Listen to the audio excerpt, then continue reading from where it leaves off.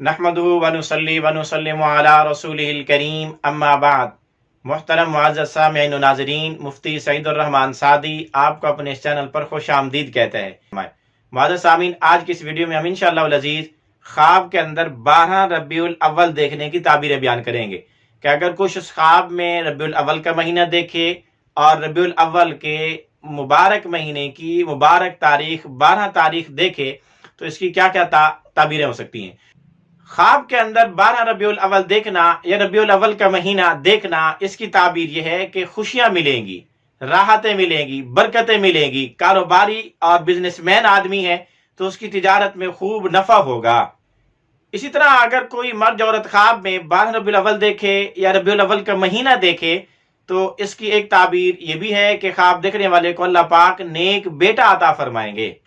اسی طرح اگر کوئی مشکلات میں، تنگیوں میں، سختیوں میں گھرا ہوا پڑا ہوا شخص خواب میں ربیع الاول یا 12 ربیع الاول دیکھے تو اس کی سختی، مشکل، مصیبت دور ہونے کی علامت اور نشانی ہے۔ اسی طرح اگر کوئی مظلوم آدمی خواب میں ربیع الاول یا 12 ربیع الاول کا مہینہ 12 ربیع الاول یا ربیع الاول کا مہینہ دیکھے تو اس کی تعبیر یہ ہے کہ خواب دیکھنے والے کو مدد ملے گی، فتح ملے گی، نصرت ملے گی، یعنی مظلوم ظالم کے خلاف کھڑا ہو سکے گا، مظلوم کو ظالم کے خلاف سپورٹ اور سہارا ملے گا۔ اسی طرح اگر کوئی خواب کے اندر ربیع الاول یا 12 ربیع الاول دیکھے تو اس کی ایک تعبیر یہ بھی ہے کہ